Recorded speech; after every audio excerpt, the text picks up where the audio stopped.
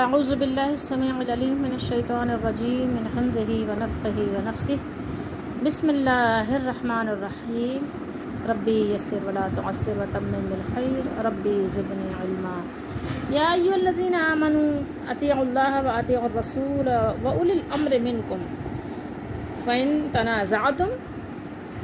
تنازعتم في شيء فردوه إلى الله والرسول إن كنتم تؤمنون بالله واليوم الآخر ذلك خير وأحسن تأویلا۔ اے ایمان والو یا اے وہ لوگو جو ایمان والے ہو یا ایمان لائے ہو، تم اطاعت کرو اللہ کی، اطیعوا اللہ، اور کس کی اطاعت کرو؟ رسول اللہ صلی اللہ علیہ وسلم کے، اللہ کے رسول کی، اور ان لوگوں کی جو تم میں صاحب امر ہوں، ٹھیک ہے؟ کس کی؟ وَأُولِي الْأَمْرِ وَأُولِي الْأَمْرِ مِنْكُمْ۔ پھر اگر تم آپس میں باہم کسی چیز میں اختلاف کرو تو پھر کیا کرو؟ تو اسے اللہ اس کے رسول کی طرف لوٹا دو۔ کدھر؟ قرآن و سنت کی طرف۔ اگر تمہارا کسی معاملے میں اختلاف ہو جائے جو کہ فطری ہے، ہو بھی سکتا ہے، ہو بھی جاتا ہے، تو اگر اختلاف ہو جائے، اختلاف کی کوئی صورت آ جائے، تو پھر اس معاملے کو کیا کریں، کس طرح فیصلہ کریں؟ اس کا کتاب و سنت کے ذریعے سے فیصلہ کرو، ادھر لے کر آؤ اپنے فیصلے قرآن و سنت کی طرف لاؤ، فردوہ الی اللہ والرسول، ٹھیک ہے؟ تو تم لوٹا دو اللہ اس کے رسول کی طرف، لوٹا دو اگر تم واقعی اللہ اور آخرت کے دن پر ایمان رکھتے ہو۔ ان کنتم، اگر تم لوگ تؤمنون باللہ، اللہ پر، تو یہ کیا ہے؟ اور آخرت پر، والیوم الآخر، یہ بہتر ہے۔ کیا ہے بہتر؟ کیا ہے؟ ذالک خیر، یہ بہتر ہے، یہ اچھا ہے۔ ذالک خیر، یہ بہتر ہے۔ واحسن تأویلا، اور انجام کے لحاظ سے بہت اچھا بھی ہے، ٹھیک ہے؟ انجام کار کس کا اچھا ہے؟ وہ جو اپنے فیصلے کرتے ہیں قرآن و سنت کے مطابق، اللہ اور اللہ تعالیٰ کے پیارے رسول صلی اللہ تعالیٰ علیہ وآلہ وسلم کے بتائے ہوئے طریقے کے مطابق جو لوگ زندگی گزارتے ہیں اور اپنے فیصلے کرتے ہیں، اپنے معاملات کو حل کرتے ہیں، سلجھاتے ہیں، تو انہی کا انجام اچھا ہے، انہی کے لیے خیر ہے، انہی کے لیے بہتری اور بھلائی ہے۔ اب حدیث شریف کے ذریعے سے اس آیت مبارکہ اولی الامر منکم جو ہے وہ شان نزول بخاری شریف میں اس کو دیکھ لیجئے۔ اس کے علاوہ ابن ماجہ کے سوا تمام محدثین نے اس حدیث کو ذکر کیا ہے، اور امام ترمذی نے اس حدیث کو حسن غریب قرار دیا ہے، ٹھیک ہے؟ لیکن امام ترمذی کا یہ طریقہ ہے کہ وہ حدیث کی تحقیق کے بعد حدیث کے نیچے ہی لکھ دیتے ہیں، ٹھیک ہے؟ جب حدیث بیان کریں گے تو نیچے ہی لکھ دیں گے کہ حدیث شریف کا اسٹیٹس کیا ہے، ٹھیک ہے؟ ان کا یہ کہنا چاہیے ایک طریقہ کار ہے، اصول انہوں نے یہ بنایا ہوا ہے، تو اپنی حدیث میں وہ لکھ دیتے ہیں۔ تو آئیے اس کا شان نزول دیکھتے ہیں بخاری شریف کے حوالے سے، اور پھر اس کے بعد جو ہے آگے چلتے ہیں۔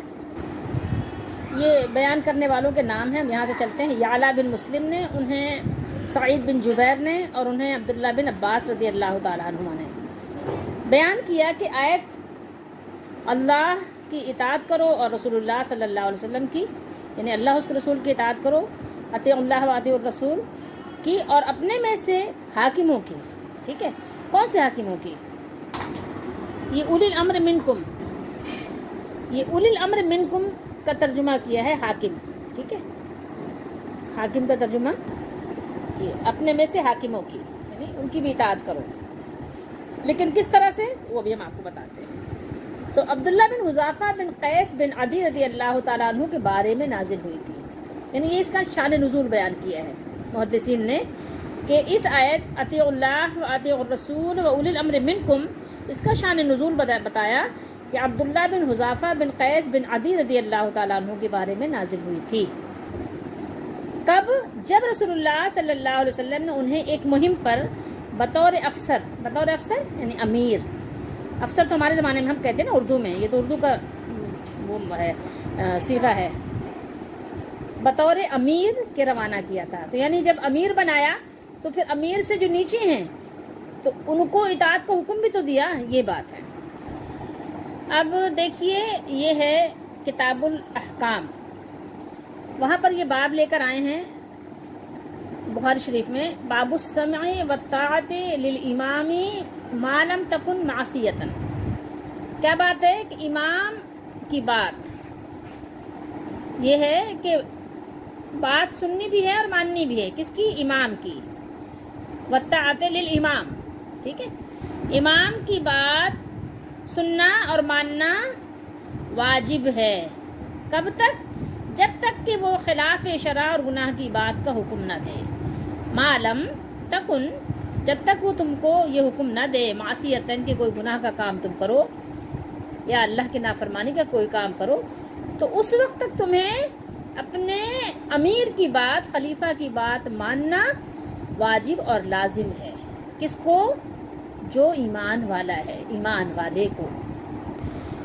اسی ذیل میں یہ حدیث ہم آپ کے سامنے یعنی یہ آپ کو دکھا رہے ہیں کہ 7145 ہے، بخاری ہے یہ، اور مسلم میں بھی یہ حدیث ہے، اور مسند احمد کی بھی آپ حدیث شریف سن لیجئے، وہ بھی ہم آپ کو بتا دیتے ہیں کہ امام احمد نے بھی اس کو بیان کیا ہے، اور حضرت علی رضی اللہ تعالیٰ عنہ نے بیان کیا. راوی کون ہے اس کے؟ حضرت علی رضی اللہ تعالیٰ عنہ ہیں. یہاں بھی بخاری میں بھی حضرت علی رضی اللہ تعالیٰ عنہ ہی ہیں بیان کرنے والے، کہ بیان کیا کہ نبی کریم صلی اللہ علیہ وسلم نے ایک دستہ بھیجا، تو ایک انصار صحابی جو ہیں، انصار کو کیا کیا؟ امیر بنایا. امام احمد نے بھی حضرت علی رضی اللہ تعالیٰ عنہ ہی سے روایت کیا ہے. تو بہرحال نبی کریم صلی اللہ علیہ وسلم نے ایک دستہ بھیجا، ٹھیک ہے. کہاں بھیجا؟ ایک دستہ بھیجا، جو آپ جیسے فوج کا دستہ بھیجا جاتا ہے، مہم پر روانہ کیا، اور ایک انصار صحابی کو جو ہے امیر بنایا، اور لوگوں کو حکم دیا کہ ان کی اطاعت کریں، ٹھیک ہے، ان کی فرما برداری کریں. پھر امیر فوج کے کیا ہوا؟ ان کو غصہ آ گیا، کسی بات پر ظاہر ہو جاتا ہے نا، تو غصہ آ گیا، وہ غصہ ہوئے اور کہا کہ کیا نبی کریم صلی اللہ علیہ وسلم نے تمہیں میری اطاعت کا حکم نہیں دیا؟ جب کیا حکم نہیں دیا؟ تو لوگوں نے کہا کہ ضرور دیا ہے، کیوں نہیں دیا ہے؟ اس پر انہوں نے کہا کہ میں تمہیں حکم دیتا ہوں کہ لکڑی جمع کرو اور اس سے آگ جلاؤ اور اس میں کود پڑو، ٹھیک ہے. یہ حدیث تو یہاں بخاری میں ہے، اور مسند احمد میں جو ہے تھوڑی سی مختلف ہے، لیکن بات وہی ہے، جو یہاں ہے بات وہی ہے وہاں بھی، ٹھیک ہے. انہوں نے کہا اس میں کود پڑو، تو لوگوں نے لکڑی جمع کی اور آگ جلائی. جب کودنا چاہا تو ایک دوسرے کو لوگ دیکھنے لگ گئے.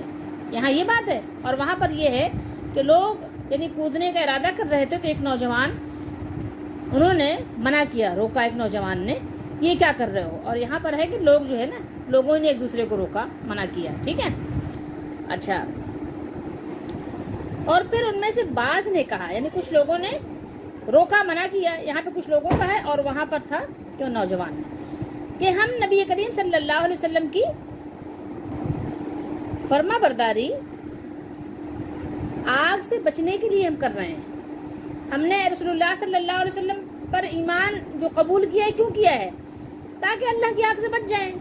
اللہ کے رسول صلی اللہ علیہ وسلم کی اطاعت میں، آپ کی فرما برداری میں یہ جو سارا کچھ کر رہے ہیں، کیوں کر رہے ہیں؟ آگ سے بچانے کے لیے تو اپنے آپ کو کر رہے ہیں. تو ساری فرما برداری ہماری کیوں ہے؟ آگ سے بچنے کے لیے تھی. کیا پھر ہم اس میں خود ہی داخل ہو جائیں؟ یعنی جس آگ سے بچنے کے لیے یہ ہم سب کچھ کر رہے ہیں، اسی آگ میں خود بخود کود پڑیں، خود ہی داخل ہو جائیں؟ کیونکہ کوئی عقل کا تقاضا تو نہیں ہے، کوئی عقل کی بات تو نہیں ہے. تو اسی دوران میں کیا ہوا؟ آگ ٹھنڈی ہو گئی، ٹھیک ہے. بخاری شریف میں ذکر کیا ہے کہ آگ ٹھنڈی ہو گئی، اور امیر کا غصہ بھی جاتا رہا، امیر کا غصہ بھی ٹھنڈا ہو گیا. پھر نبی کریم صلی اللہ علیہ وسلم سے اس کا ذکر کیا گیا. جب لوگ واپس آئے اور ذکر کیا کہ ایسا ایسا معاملہ پیش آیا سریہ میں ہمارے ساتھ، تو آپ صلی اللہ علیہ وسلم نے فرمایا، یعنی ناراضگی کا اظہار کیا، اگر یہ لوگ اس میں کود پڑتے تو پھر اس میں سے کبھی بھی نہ نکل سکتے. یعنی اگر یہ آگ میں کود پڑتے امیر کی بات ماننے کے لیے، امیر کی بات مان لیتے اور آگ میں داخل ہو جاتے، تو آگ میں ہی جلتے رہتے، پھر اس میں سے نکلنے کا کوئی پھر راستہ نہ رہ جاتا.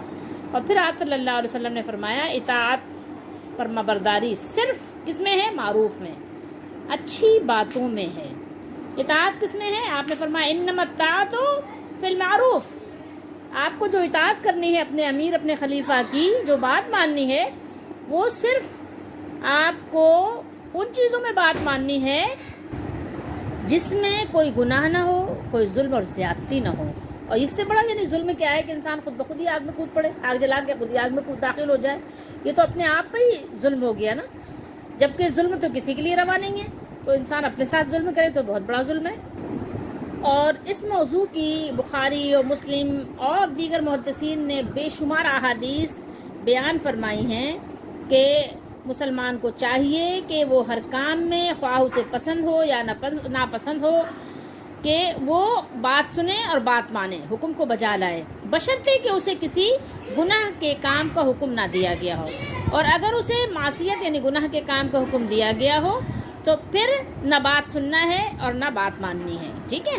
اس طرح کی یعنی اس موضوع اس ٹاپک کی بہت ساری احادیث ذکر ہوئی ہیں اور محدثین نے بیان کی ہیں، باقاعدہ اس پر ایک باب ہے پورا، ٹھیک ہے۔ ایک حدیث شریف ہم آپ کو اور سنا دیتے ہیں بخاری اور مسلم کی، وہ ہے فرمایا حضرت عبادہ بن صامت رضی اللہ تعالیٰ عنہ نے کہ ہم نے رسول اللہ صلی اللہ علیہ وآلہ وسلم کی بیعت کی کہ ہم خوشی و ناخوشی، تنگی و آسانی اور اپنے آپ پر ترجیح برتری دیے جانے کی صورت میں بھی کیا کریں گے، سنیں گے اور بات مانیں گے، اطاعت بجا لائیں گے، اور کسی حق والے سے حکومت کے لینے کے بارے میں جھگڑا نہیں کریں گے۔ تو آپ صلی اللہ علیہ وسلم نے فرمایا اللہ ان تروا کفرن بواحن عندکم من اللہ فیہ برہان، سوائے اس کے کہ تم کھلم کھلا کفر دیکھو، کیا دیکھو، کفر بواح، اگر کفر بواح تم دیکھو تو کیا کرو گے پھر، اللہ تعالیٰ کی طرف سے تمہارے پاس کوئی دلیل موجود ہو، ٹھیک ہے، تمہارے پاس یعنی کھلم کھلا دلیل موجود ہو کہ لوگ علی الاعلان اللہ تعالیٰ کی نافرمانی اور بغاوت کر رہے ہیں، تو پھر اگر تمہارے پاس کوئی دلیل موجود ہے تو پھر اطاعت نہیں ہوگی، سمجھ رہے ہیں بات کو، یہ بات ہے اصل میں۔ پھر کیا کرنا ہے، چپکے سے خاموش ہو کر بیٹھ رہنا ہے اور اپنے دل میں برا جاننا ہے، اور اگر سمجھا سکتے ہیں تو سمجھا دینا ہے، تبلیغ کر سکتے ہیں تو تبلیغ کر دینا ہے، اور کچھ نہیں کرنا، آپ نے بس اتنا ہی کرنا ہے، اپنے ایمان کو بچانا ہے، اپنے آپ کو بچانا ہے، ہر طرح کے فتنوں سے اپنا بچاؤ کرنا ہے، اور اللہ کی ناراضگی سے بچا کر جہنم سے بھی اپنے آپ کو بچانا ہے۔ ایک چیز جو یاد رکھنے کی ہے وہ بہت ضروری ہے کہ اس کو یاد رکھیں اور یاد رکھا جائے، وہ یہ ہے کہ دیکھیں جب رسول اللہ صلی اللہ علیہ وسلم کی اطاعت کی بات ہو یا اللہ کی اطاعت کی بات ہو، یعنی قرآن و سنت کی جب بھی بات ہوگی تو اس میں کوئی کسی قسم کی شرط لاگو نہیں ہوگی کہ بھائی یہ بات اس لیے ماننی ہے اور اس لیے ماننی نہیں، ماننی ہی ماننی ہے آپ نے، ٹھیک ہے۔ قرآن و سنت کی بات تو ہر صورت میں آپ کو بغیر کسی شرط کے غیر مشروط طریقے سے ہر حال میں ماننی ہے، ٹھیک ہے۔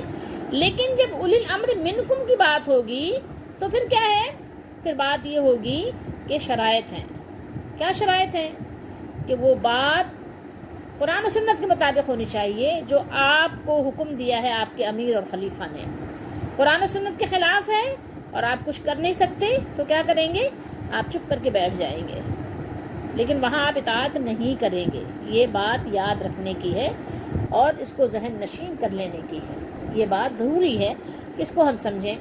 اچھا، ایک عجیب بات ہے، فقہ کی کتابوں میں کچھ لوگوں کے یہ فتوے موجود ہیں کہ یہاں اولی الامر منکم سے مراد حکمران نہیں بلکہ علماء ہیں۔ بڑی عجیب بات ہے کہ کیسی یہ بات لوگوں نے کہی اور کیسے یہ بات لکھی کہ علماء ہیں۔ آپ یہ بتائیے کہ جو خلیفہ ہے تو کیا خلیفہ عالم دین نہیں ہوتا؟ امیر جس کو مقرر کیا جائے گا کیا وہ دین کے علم سے کورا ہوگا؟ ہماری تو قرآن و سنت کی آپ تاریخ اٹھا کر دیکھیں کہ جو بھی خلیفہ ہوتے تھے وہ مسجد کے امام بھی وہی ہوتے تھے، کوئی اور تو امامت نہیں کرتا تھا۔ رسول اللہ صلی اللہ علیہ وآلہ وسلم تو ظاہر ہے کہ انبیاء کے سردار ہیں، آپ نے اپنی زندگی میں جو امامت کی وہ تو کی، لیکن آپ کے بعد جب صدیق اکبر رضی اللہ تعالیٰ عنہ خلیفہ بنے تو مسجد کا امام کون تھا؟ حاکم وقت، خلیفہ بھی وہی ہیں، مسجد کے امام بھی، پیشوا بھی وہی ہیں۔ آپ غور کیجئے، اسی طریقے سے عمر فاروق اعظم رضی اللہ تعالیٰ عنہ بھی، ان کا جو یعنی دور خلافت ہے تو اس میں مسجد کا امام کون ہے؟ خود ہی ہے۔ فوج کا جو یعنی چیف ہے وہ کون ہے؟ وہ خود ہے، خلیفہ ہی ہے۔ اس کے علاوہ جب عثمان غنی رضی اللہ تعالیٰ عنہ کا زمانہ آتا ہے تو نماز کون پڑھاتا ہے مسجد میں؟ جمعے کا خطبہ کون دیتا ہے؟ خطابت کس کی ہوتی ہے؟ انہی کی ہوتی ہے۔ اسی طریقے سے حضرت علی رضی اللہ تعالیٰ عنہ، حضرت حسن رضی اللہ تعالیٰ عنہ، حضرت امیر معاویہ رضی اللہ تعالیٰ عنہ، آپ دیکھ لیں، احادیث کی کتابیں اٹھا کر دیکھ لیں، تو یہاں پر یہ تخصیص کیسے آ گئی کہ حکمران الگ اور علماء الگ؟ حاکم وقت جو ہے وہ عالم دین بھی ہونا چاہیے، جو عدالت کا قاضی ہے وہ عالم دین پہلے ہو، پھر عدالت کا قاضی بنے گا، ورنہ قرآن و سنت کے مطابق فیصلہ کیسے کرے گا؟ تو یہاں تقسیم کیسے ہوئی کہ حکمران الگ ہیں اور علماء الگ ہیں؟ ذرا سوچئے تھوڑی دیر کے لیے، ذرا غور کیجئے کہ وہ حاکم وقت کیسا حاکم وقت ہوگا جس کو قرآن و سنت نہیں پتہ، تو وہ کیا حکم نافذ کرے گا، وہ کیا فیصلے کرے گا؟ کبھی آپ نے سوچا اس کے بارے میں؟ پھر ویسے ہی فیصلے کرے گا جیسے ہمارے زمانے میں فیصلے ہو رہے ہیں۔ قرآن و سنت کہیں کہیں دور دور نام بھی نہیں ہوتا، فیصلے ہو جاتے ہیں، نفاذ بھی ہو جاتا ہے، وہ نافذ بھی ہو جاتے ہیں، اس پر عمل درآمد بھی ہو جاتا ہے، لیکن قرآن و سنت کا کہیں اس پہ نام ہوتا ہے؟ نہیں، نام تو دور کی بات ہے، کہیں نشان بھی باقی نہیں ہوتا۔ بلکہ اللہ کے نبی صلی اللہ علیہ وسلم نے ارشاد فرمایا، بخاری شریف میں ہی ہے، فرمایا کہ دین سے ایسے نکل جائیں گے جیسے تیر شکار سے نکل جاتا ہے، کہ ہلکا سا نشان رہ جاتا ہے خون کا کوئی، کہ ہاں کہیں سے گزر کے آیا ہے، لیکن کچھ باقی نہیں ہوتا۔ ایسے ہی بس کچھ ہلکا سا کچھ پتہ چلے گا کہ ہاں بھائی لا الہ الا اللہ کہتے ہیں، ٹھیک ہے، زبانی طور پر ان کے رسمیں جو ہیں مسلمانوں والی ہیں، بس اور کیا ہے؟ آپ دیکھ لیں، آپ اپنے سامنے دیکھ لیں فی زمانہ کس قدر دھوکے، کس قدر فریب، کس قدر مکاریاں، کچھ کہنے کی بات ہی نہیں ہے، بس صرف لالچ اور حرص کے خاطر انسان نے ضمیر تو بیچا ہی بیچا، سبھی کچھ بیچ دیا، اور پھر کہتے ہیں مسلمان ہیں۔ شرم بھی نہیں آتی کہ سوچے تو صحیح ذرا کہ مسلمان ایسے ہی ہوتے ہیں؟ مسلمان یہ مسلمانوں والے کردار ہیں جو ہمارے زمانے میں ہر طرف پھر رہے ہیں، نظر آ رہے ہیں، جن کو انسان دیکھے تو ٹھیک ہے تکلف کی وجہ سے، حیا کی وجہ سے، ڈر کی وجہ سے کچھ نہ بولے، ورنہ تو ان کے سامنے ہی چھی چھی کرے، چھی چھی چھی چھی۔ تو یاد رکھیے کہ اللہ کے رسول صلی اللہ علیہ وآلہ وسلم کیا ہیں؟ وہ معصوم ہوتے ہیں، انبیاء خطاؤں سے، گناہوں سے معصوم ہوتے ہیں، وہ اللہ کی نافرمانی کا حکم کبھی دے ہی نہیں سکتے، امپاسبل، سوال ہی پیدا نہیں ہو سکتا، ٹھیک ہے؟ تو نبی علیہ السلام، رسول علیہ السلام کا ہر حکم واجب التسلیم اور اٹل ہے، اس میں کسی کو مجال قیل و قال نہیں ہے، کوئی ان اگر مگر نہیں کر سکتا، ٹھیک ہے؟ خلیفہ لیکن معصوم نہیں ہوتا، خلیفے کا معصوم ہونا ضروری نہیں ہے، خلیفہ غلطی کر سکتا ہے، خلیفہ بھول چوک کر سکتا ہے، خطا کر سکتا ہے، کیوں؟ اس کے پاس وحی نہیں آ رہی ہے۔ نبی علیہ السلام اگر کبھی کسی چیز میں بھول جائیں گے تو فوراً وحی الہی آ جائے گی، فوراً جبریل علیہ السلام آ جائیں گے اور اس کی اصلاح ہو جائے گی فوراً، ٹھیک ہے؟ کیسے؟ فوراً، امیجیٹ اصلاح ہو جائے گی۔ لیکن اگر خلیفہ سے مسٹیک ہو جاتی ہے تو کیا خلیفہ کے پاس بھی کوئی وحی آتی ہے کیا؟ نہیں۔ ان کی اصلاح کون کرے گا؟ عوام کرے گی، بتائے گی نہیں بھائی یہ قرآن و سنت کے خلاف ہے، آپ بھول گئے ہیں، آپ سے غلطی ہو گئی ہے، آپ سے خطا ہو گئی ہے، ٹھیک ہے، یہاں پر آپ صحیح نہیں ہیں، تو ان کو بتایا جائے گا۔ کون بتائے گا؟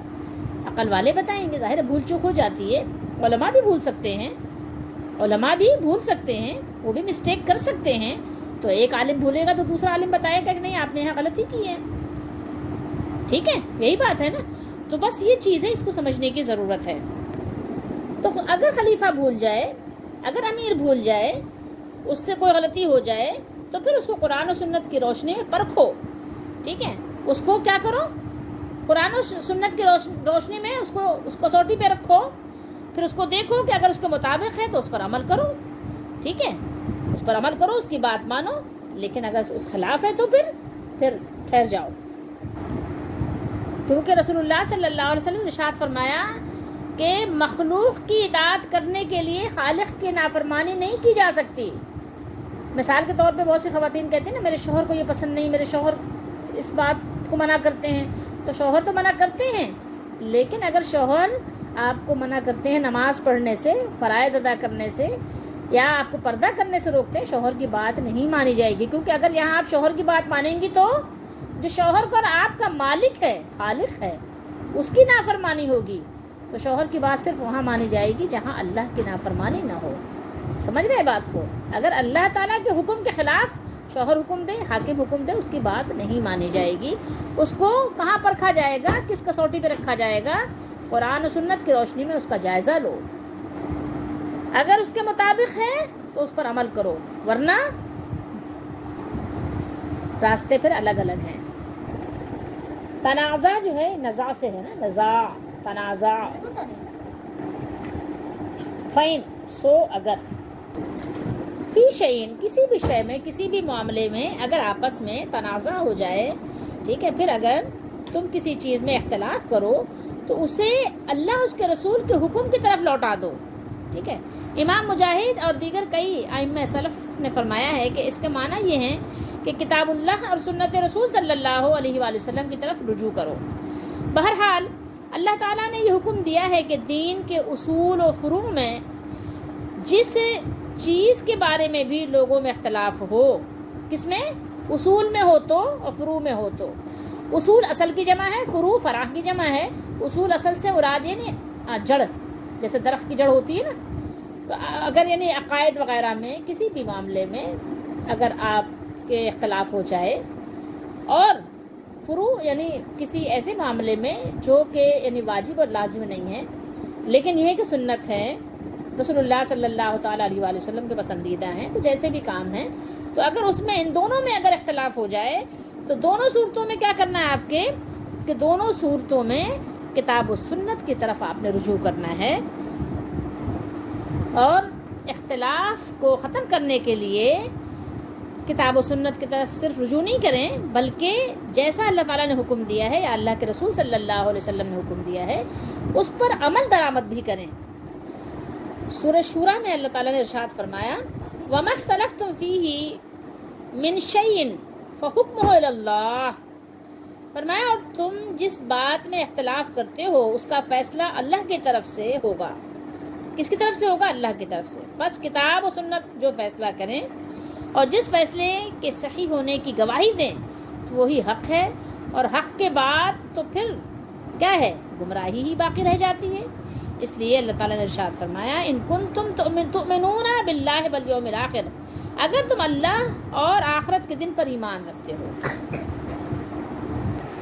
یہاں دیکھیے کیا فرمایا اللہ نے، ان کنتم تؤمنون باللہ والیوم الآخر، کیا بات ہے؟ اگر تم اللہ اور یوم آخرت پر ایمان رکھتے ہو، اگر تمہارا آخرت کے دن پر اللہ تعالیٰ کے فیصلے پر، عدالت پر، کہ اللہ کی عدالت لگے گی، اللہ کی عدالت قائم ہوگی، وہاں مجھے بھی حساب کتاب دینا ہے، مجھے بھی جواب دہی کے لیے طلب کیا جائے گا، اگر تمہارا ایمان ہے اس پر، آخرت کے دن پر بھی ایمان ہے اور اللہ پر بھی ایمان ہے، ان کنتم تؤمنون، اگر تم سب لوگ اس پر ایمان رکھتے ہو، تو اب یہاں پہ کیا بات ہوئی؟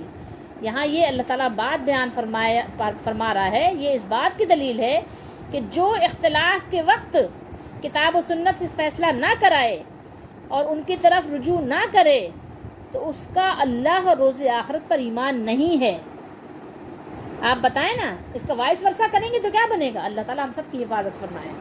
ذالک خیر واحسن تأویلا، ذالک خیر واحسن تأویلا، یہ بہت اچھی بات ہے، یعنی کتاب اللہ اور سنت رسول اللہ صلی اللہ علیہ وسلم سے فیصلہ کرانا اور اختلاف کے خاتمے کے لیے ان کی طرف رجوع کرنا بہت اچھی بات ہے۔ واحسن تأویلا یعنی اس کا انجام بھی بہت اچھا ہے، ٹھیک ہے، اس کا انجام بھی بہت اچھا ہے۔ اور امام مجاہد فرماتے ہیں کہ اس کی جزا بہت اچھی ہے، لیکن بہرحال دونوں معنی قریب قریب ہی ہیں، ٹھیک ہے۔ حسن ہوتا ہے اچھا، حسن سب سے اچھا، بہت اچھا، ٹھیک ہے، تو یعنی اس کی جزا بھی اور اس کا انجام بھی بہت ہی اچھے ہیں، بہت ہی خوبصورت ہیں، تھوڑے بہت نہیں، بہت اچھے، ایکسیلنٹ۔ سورہ یوسف میں بھی اور دیگر اور مقام پہ بھی اللہ نے ارشاد فرمایا ان الحکم الا للہ، حکم نہیں چلے گا مگر کس کا؟ اللہ کا۔ حکم دینا اللہ کا کام ہے، وہ جس طرح چاہے حکم دے۔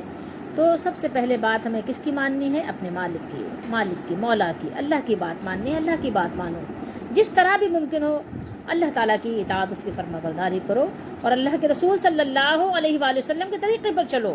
لیکن منافق ہمیشہ رسول اللہ صلی اللہ علیہ وآلہ وسلم کی نافرمانی کرتے ہیں اور کبھی آپ صلی اللہ علیہ وسلم کے فیصلے اور حکم پر راضی نہیں ہوتے، بلکہ ان کی کوشش ہوتی ہے کہ کسی مشرک سردار یا یہودی یا نصرانی عدالت یا کسی کاہن سے فیصلہ کروایا جائے، حالانکہ اسلام ان سب کے انکار کا حکم دیتا ہے، اور اللہ اس کے رسول کے حکم پر عمل نہ کرنے والی ہر عدالت کو کیا قرار دیتا ہے؟ طاغوت قرار دیتا ہے۔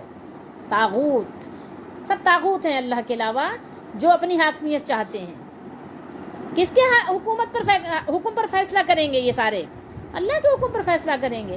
اگر اللہ کے حکم کے خلاف ان کا اپنا کچھ اور مقصد ہے تو کیا ہے؟ یہ سب طاغوت ہیں، اللہ کے مقابلے پر آئے ہیں۔ اللہ ان کو بتائے گا، دنیا اور آخرت میں ان کو رسوا کرے گا، ذلیل کرے گا۔ تو اس سب اللہ تعالیٰ قرآن مجید میں ایسے لوگوں کو طاغوت، سب یہ طاغوت ہیں، طاغوتی نظام ہے، یہ اسلامی نظام کوئی نہیں ہے، سب طاغوتی نظام ہے، سب اسی پھندے میں بندھے ہوئے ہیں، سب کو اسی کا پھندا لگا ہوا ہے۔ اللہ تعالیٰ ہم سب کی حفاظت فرمائے۔ لیکن مومن کا کام کیا ہے؟ اللہ اور اس کے رسول صلی اللہ علیہ وسلم کا فیصلہ سننا اور ماننا ہے۔ آپ دیکھ لیجئے قرآن سورہ نور اٹھا کے دیکھ لیجئے۔ لیکن منافقوں کا حال اس کے بالکل الٹ ہے، اس کے بالکل برعکس ہے، ٹھیک ہے؟ سورہ لقمان میں بھی اللہ نے اس کا ذکر فرمایا۔ لیکن بہت دکھ اور افسوس کی بات ہے کہ اس وقت اکثر جگہ، اکثر سے مراد یہاں آپ کلی لے سکتے ہیں، ٹھیک ہے؟ کہ آپ کلی، یہ منطق والی کلی کی بات نہیں میں کر رہے ہیں، کلی طور پر وہ بات کر رہے ہیں کہ اکثر جگہ آپ کو مسلمان ملکوں کی عدالتوں کو دیکھ کر کیا ہوگا؟ رنج ہوگا، دکھ ہوگا، ملال ہوگا۔